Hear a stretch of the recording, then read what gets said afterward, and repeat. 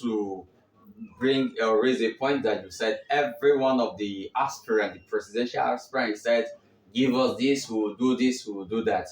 Just before you came in, I was discussing with somebody, and he was trying to paint his own presidential candidate. Said he will do this, he will do. And with the question I asked him, what will he do different from what others have been doing?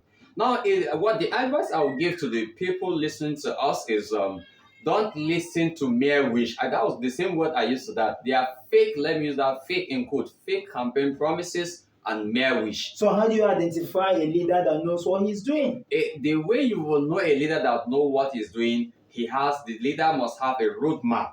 I was following Donald Trump even before he became the president of the United States of America. He had already drafted the list of, let me say, like the one we're having here, the ministerial nominees before he became the president. Now, having said that, you will know a leader that is capable based on the step-and-step approaches he takes on issues that concern the country. Not someone that will come and say, "I will build a tap that flows with milk and honey for you." And then you begin to ask how. Someone will tell you, "During my time, ASU will never go on strike." And I ask how. Someone will say, "During my time, maybe there will not be banditry, there will not be kidnapping." And I ask, how? You can't just come. This is the same antecedent that have been occurring. Everyone will come and then stand on the podium. "I will do this, I will do that." How? For me, what I would advise our viewers is to, enough of this regional sentiment, enough of this religious sentiment, enough of this religious sentiment. Who the cap fits, let it wear it. The country now is on a crossroad. And the moment you are on a crossroad, you need to look at who will be the traffic that will direct you to the right path. If you follow the wrong path, you will continue in the same quagmire you have found yourself into it. And who knows, check out the way things were before, prior to the emergence of this government. Let's even check the antecedent of previous government. You observe that indirectly or invariably, things become worse and worse and worse as we keep changing.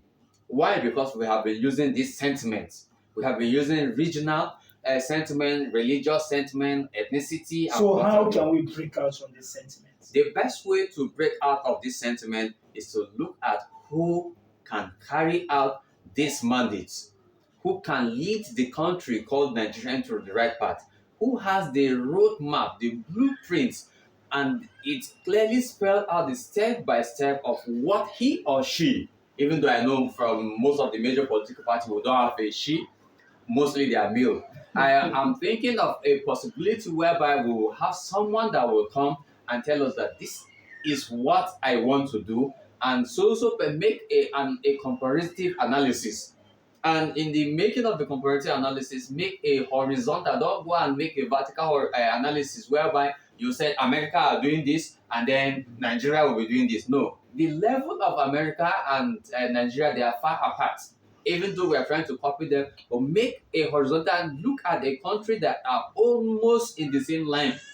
And they tell us they have done this, they have done that, because the plan that may work for America might not work for Nigeria. So these are the best way. What I would advise our viewers is you look at those candidates, not somebody that will come and tell you that I want to rule, I will do this, I will do that. No, ask them, what will you do differently? That is why I'm so much interested, and I've been agitating to see whereby all the presidential candidates will gather in a particular hall or in a room to carry out a debate. From there, we should put sentiment aside, put every form of sentiment aside, and then see someone that will take care of you. Because just like we have said, if the country collapses, it's all of us that will face it. And then the wealthy men, the elites and stuff like that, they will fly out of it because they have already standby jets that are waiting for them. Think about yourself, think about your family, think about your future. Don't look at the 10,000, 20,000, if some can even go to as less as 1,000 or 2,000. Once they give them 2,000, they will go and sell their vote and vote, or they just tell them nominee, the slogan used, and then you vote for them. No, if they give you 10,000, ask yourself, can that 10,000 take care of you for the next 4 years or 8 years that we have made it to become a normal routine now, since every government that comes wants to spend 8 years? Even if it is 100,000 you are giving, looking at the economic situation of this country, would 100,000 take proper, in quote, proper care of you for the next 4 years? This is what I want to advise the viewers. So by the time you begin to think, it's either you elect the right person that things will turn around for your good, for my good, and for everyone's good, or you go with your sentiment, and then at the end, you will be the one to cry. Checking at the economy now, the economy situation don't ask you which religion do you belong to, which party do you belong to, which ethnicity do you belong to. The economic situation by heart. Even the issue of insecurity, they don't ask you where is your party membership card before they attack you. They don't ask you which religion do you belong to. We have had instances even in the core, not even the casino that is called. So a lot of things, when you begin to see namune, when it backfire, most of them, it will not affect them. It is we that have the power to decide who rule us that will be at the receiving end. So just let us take our time and then forget about sentiments. Thank you. Thank you very much. It has been very enlightening talking with Danladino Dauda, who is a political analyst, and I enjoyed every conversation with him. I can assure you that in the coming days, coming weeks, coming months, especially as the 2023 election approaches, we are going to have more and more discussions with him. But before we bring this program to a close, he says something that we shouldn't, in every sense of the word, sell our conscience for a morsel of bread. We shouldn't sell our conscience for some 1,000, 10,000, or even 20,000 naira, because we, at the end of the day, will be the ones who suffer for it. So there is a sense in which we must do everything we can to ensure that we bring about a sane society, a sane community, and that will only come into existence when you have people that are willing to give themselves for this society and for the birth of this community. It takes just one man. You can be that one man. I can be that one man. You can be that woman. You can be that tribe. You can just be that man. After all, it's a one-man project.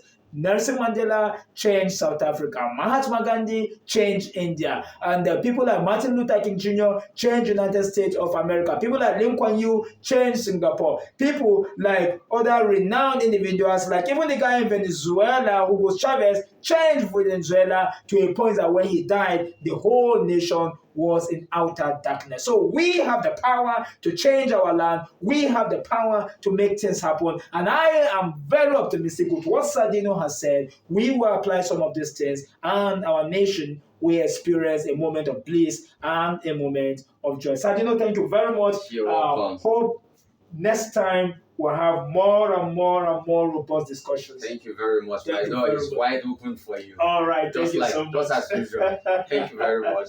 Nice having you here. Thank you. Thank you.